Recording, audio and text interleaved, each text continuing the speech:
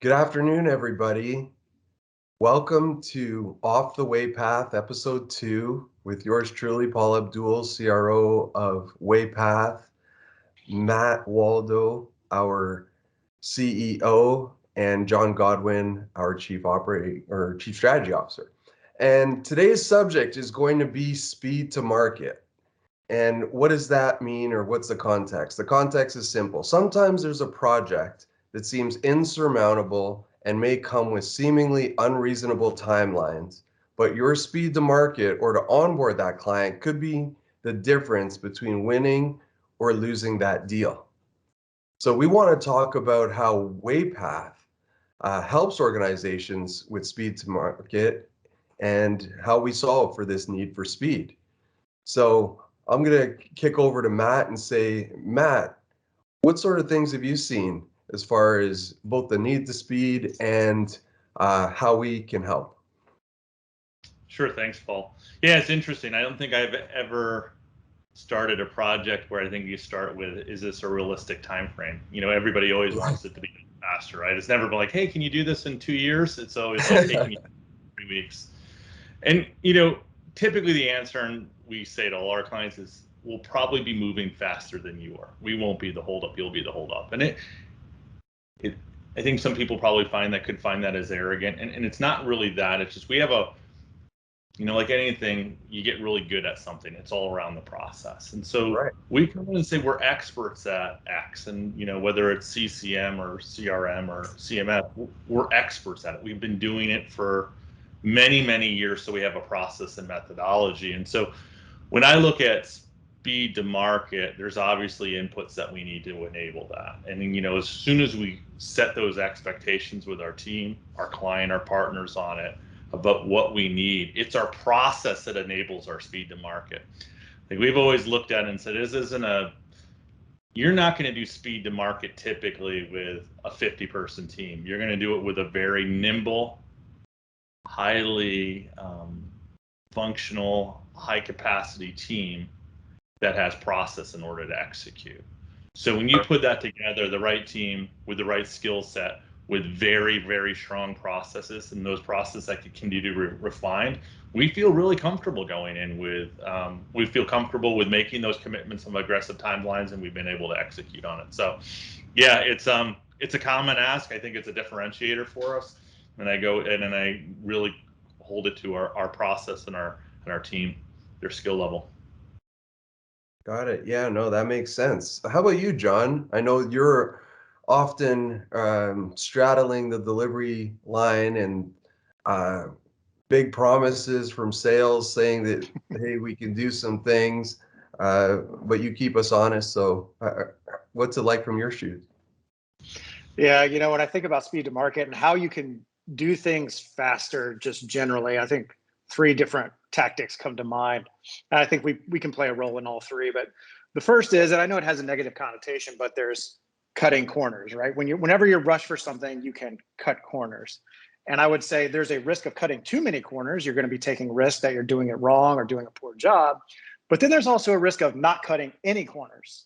And that would be analysis paralysis. You get stuck in things, projects don't move forward. You're kind of spending a lot of time thinking about it as opposed to doing it. And I think the key with that situation is there's a balancing act to decide which corners are important and which aren't. And I think the key there is judgment and experience, and being able to bring that to know, okay, we don't need to spend 100 hours, on, thinking about a problem. Let's put something out there. Let's iterate. Let's see how it does, and let's get a cycle going. Let's get that process running. So that's 1. 2 is pretty simple. You can scale up the effort. If you're building a house, 10 people can probably build a house faster than 5 people can. So that's something that we can help with. Obviously, that's pretty straightforward.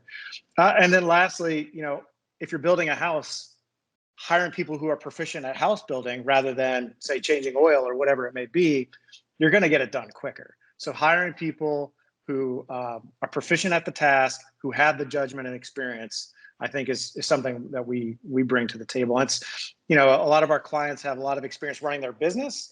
They don't necessarily have the experience of converting to a new platform or building software. Maybe they've been in maintenance mode for quite a while. Right. So I think that's generally why you would come to us.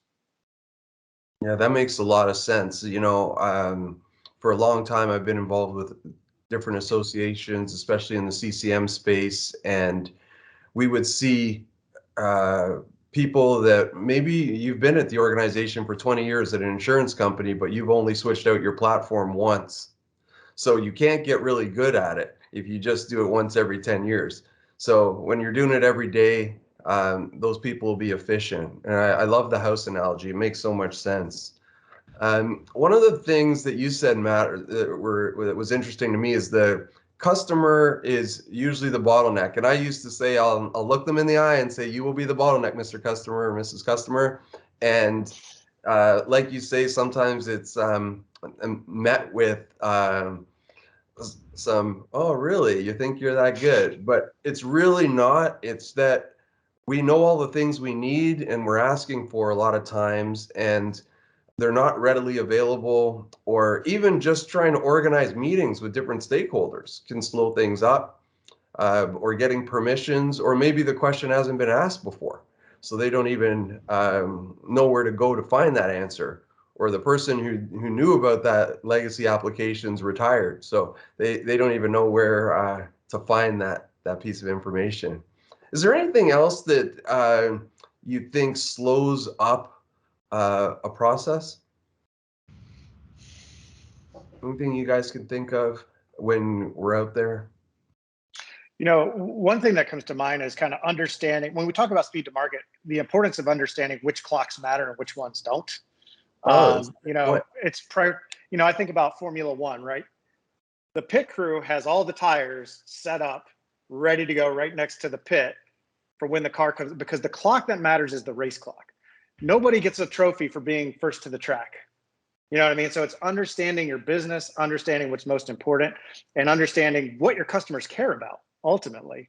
And I think the last year, 2020, I think we've all seen how fast things can change, and being nimble and having the tires there, having the blankets on them, heating them, that kind of thing. Having that preparation, you may not know when the car's coming in, but you're ready for it. And that's the kind of thing that when you've worked through the similar challenges with multiple clients, you start to see the patterns of how you can be prepared and set up your environment for a situation like that. Yeah, I think you're right, John, with that. And I think the other piece that's would also be something that you put into consideration is going back to your comment about the shortcuts, or where can we save time and where can we extend time? Because of our experience of especially a lot of these big implementations, there are considerations that we will bring forward. It's kind of in our DNA that says, yes, this might be a shortcut for your implementation, but this is actually going to be something that's going to create considerable effort, long-term maintenance.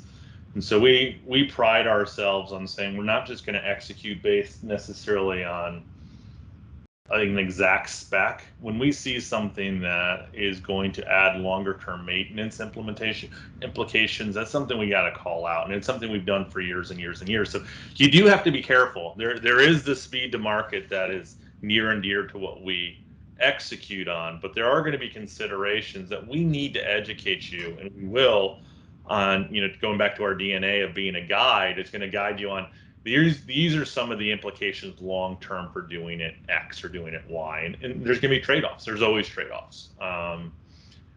The goal is trying to balance those trade-offs also from a business model perspective. And what are your overall goals, and are we tying back to those? So yeah, well, that's great. Well, thanks guys for participating today. And just to summarize, having experience knowing which corners to cut when, and which ones there's too many dependencies hooked to them, are really important. Scaling up with people. I know we always attack things as a team, so we'll always be able to scale up to support folks, and being proficient at it. We do it every day, and it's all we do. So all of those things add up to speed the market.